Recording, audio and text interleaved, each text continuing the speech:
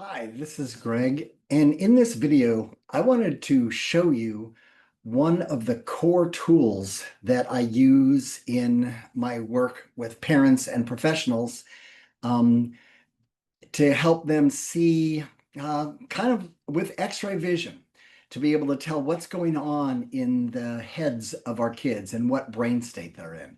This is a tool that I discovered from Dr. Bruce Perry in his book, What Happened to You by Dr. Bruce Perry and Oprah Winfrey. What Happened to You is a fantastic book, and in it is this chart that you can see right now, but I've modified it just a touch. And what happened to you is they titled the book that way because the normal thing when we see people's behavior is like, dang, what is wrong with you? And they're going, no, what happened to you? So the modification that I made is the colors. So I borrowed the colors from How Does Your Engine Run, the alert program. So what we've got here in green is kind of normal, calm, reflection, and then red is the high energy pathway, and then blue is the low energy pathway. And let me dig in and let you know what I've seen and how I feel it's extremely helpful tool to have. So what Dr. Perry is saying is that our capacity, our capabilities are dependent upon which brain state we are in.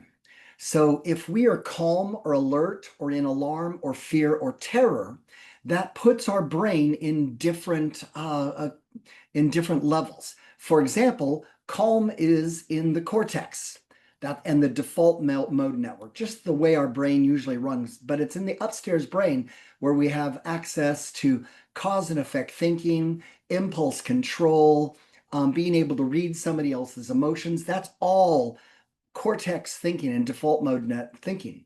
Then I want to jump down to the limbic system, which we can call the emotional brain. And I'll unpack that. And then all the way down, sitting is the brainstem.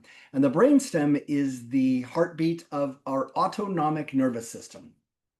In other words, heart rate, respiration, blood pressure, eye dilation, adrenaline, all of those things are controlled automatically. We don't have to do anything about that. So what we've got, what Dr. Perry says is when we are calm, we are in our cortex. When we are in alert, cortex, but we're on our way to the limbic system. When we're in alarm brain, we're fully in our emotional brain, our limbic system, and on our way to the diencephalon.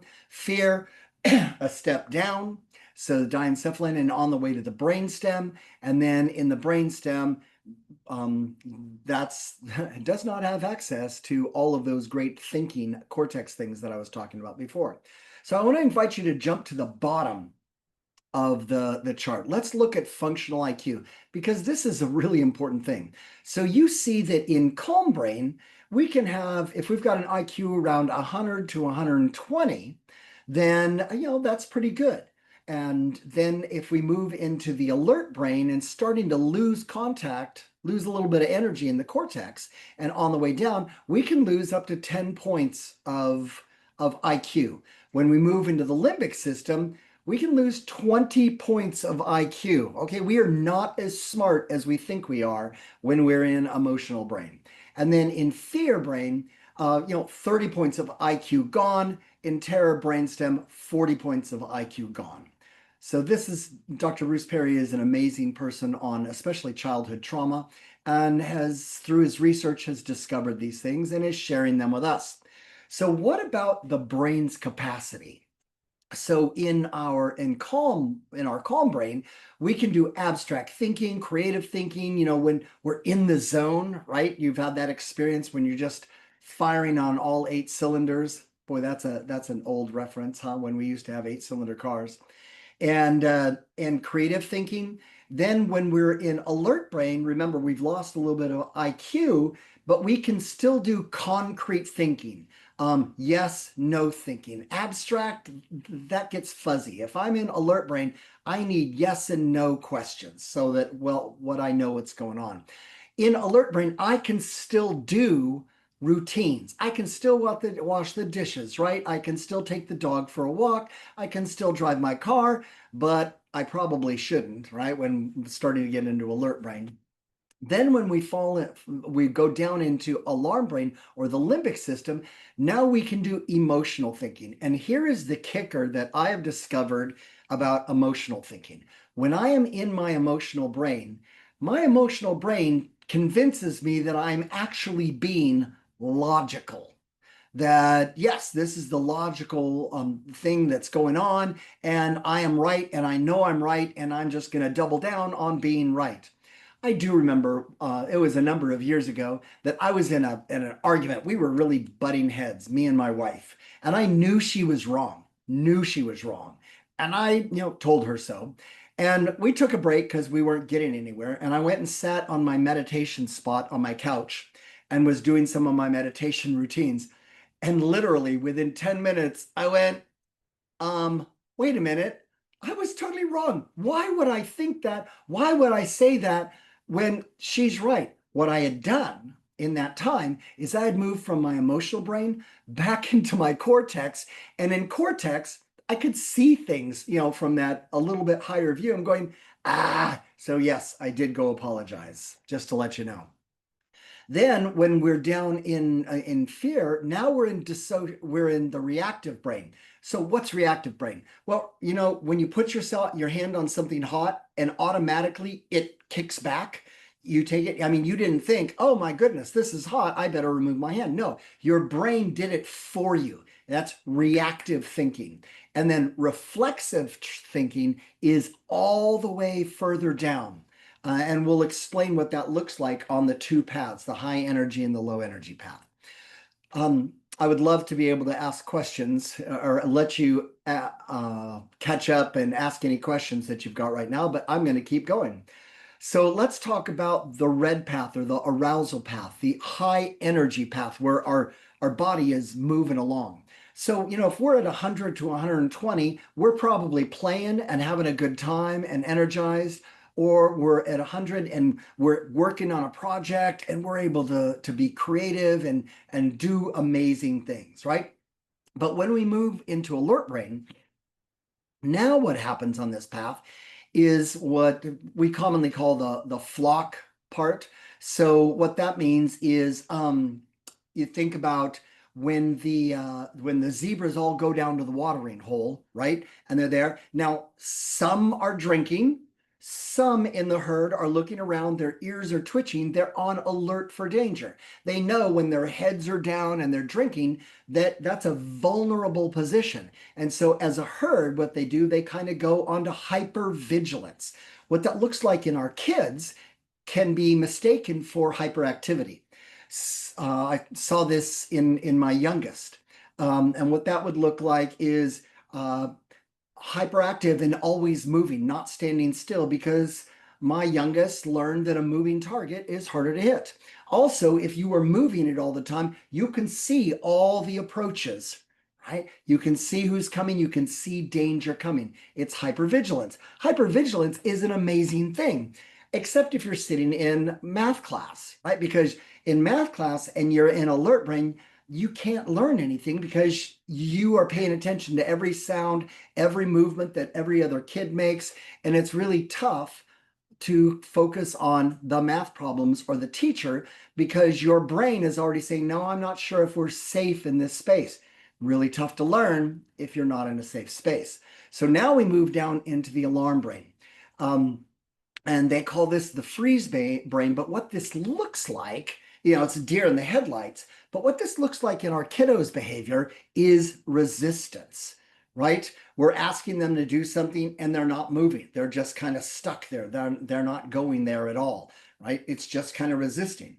Then if our kiddos go into fear brain on this high energy path, it's the flight, but what we've got now is defiance. It was just resistance before, but now we've got some language. Now we've got some F-bombs. Now we've got some yelling. Now we've got some insults. This is defiance. I don't have to do what you say. You're not my real dad. Those kinds of things. And then we go down into the fight brain. and this is reflexive again. What this looks like is it's just reflexive. This is full-on protection brain. I'm going to protect my body right now. So here's an example. So let's say that I've got a little girl sitting here next to the doorway, and she is at a plastic table. She's 6 years old, and she's coloring in her unicorn coloring book, and she is just having a great time choosing colors. She is in calm brain, right? I holler from the kitchen, "Hey, sweetie, dinner's gonna be soon. Please stop coloring and wash your hands," right? Right? So now she's gone to alert brain. She's listening to me. She continues to color, but she's listening to me. And now what she hears is me stomp, stomp, stomp, stomp, stomp, standing in the doorway going, "Excuse me, I said it's time to wash your hands and get ready to come to dinner." Right? Now, if she's moved to alarm brain, it's resistance. It's not just hypervigilance. I am making a direct command or order or even request, and she is just resisting. She is not moving. She continues to color until I, in my ultimate wisdom, bend down. So I'm now at eye level with her, and I put my hand in the middle of the unicorn coloring book and I say, "Excuse me, go wash your hands." At this point, she goes, "No, I don't want to wash my hands. I don't like your dinner. You're a terrible cook. You're a terrible dad. You're not my dad anyway. I don't have to listen to you." Right now, we've got full on defiance. And so, in my ultimate wisdom, what I used to do, I don't do this anymore because I know better and I've practiced better, is what if I scooped up the unicorn coloring book, grabbed the box of crayons, and say, "Hands now." Now, if she goes all the way into terror, into all the way down in the brainstem, now what I get is the blood curdling scream. Maybe she screams, maybe she clears off the bookshelf, maybe she takes up the plastic chair and throws it at the window, maybe she headbutts me at 6-year-old level. Because now what I've done is successfully push her all the way down into her fight brain. She has lost 40 points of IQ. So that's a good demonstration of what that can look like. And we don't have to go down there, by the way, is there's trust-based relational intervention in strategies that I have since learned, so I don't shove my kid all the way down into fight and terror brain. Now let's look at the low energy path. So dissociation, the low energy. So whereas the high energy path, it's about the heart rate elevates and the respiration elevates and the eyes dilate and adrenaline goes into the muscles and cortisol is going. So that's high energy. The whole body is ramping up. But on the low energy path, as we go down this path, what is happening is that the heart rate diminishes, respiration diminishes, parts of the body and senses start to shut down. So what this looks like is when we're on the low energy path and in calm brain, we're sitting on the back deck with our iced tea, enjoying the warmth or the birds or the green or the blue sky, and we're thinking about our next trip. We're in calm brain, but it's low energy, and we're just doing cool things. Maybe we're enjoying a conversation with a beloved one. So that's what we're at there in the reflection, in that calm state. When we start to move, and our kids start to move into alert brain on this path, typically this response, Dr. Perry says, is avoid. We had a dog, old dog. She was probably, let's say, 14, 15 years old. And we had an 11-month-old little girl. So the dog is chilling in the living room, found a sunbeam, just letting the heat go onto her old bones, right? And then she hears the toddler crawling down the hall.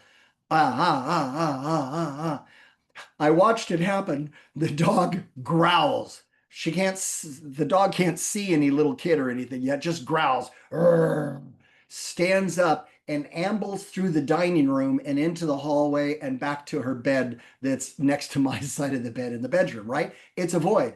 I don't have the energy for this conflict, right? I'm just out of here. So what teens and a lot of adults do, what this can look like in our teens, is either they'll get up and walk out of the room if the tension starts to get too high or their own stress level starts to get high, or they're going to grab the phone and go on. So that's avoidant behavior.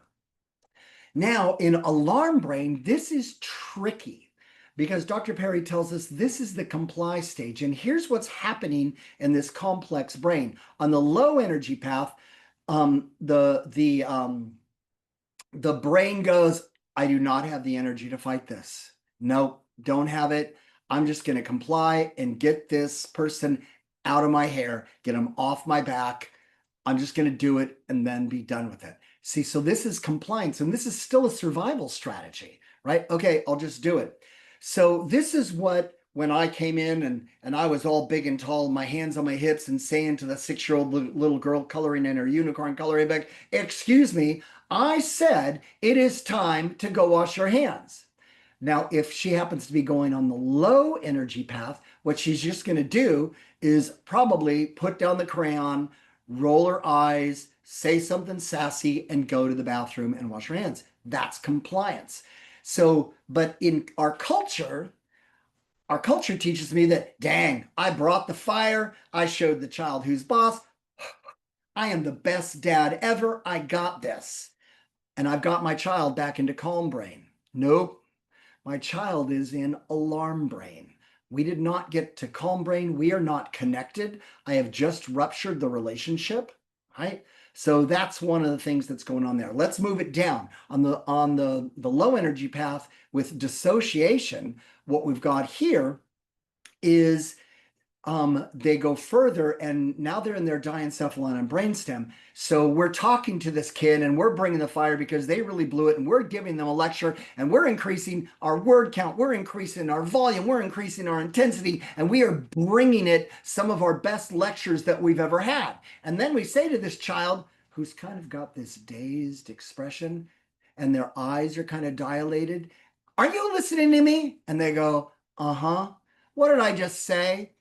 I don't know. I thought you said you were listening to me. I was. See, they've just gone into dissociation. Lights are on, but nobody's home. They're in the diencephalon and brainstem.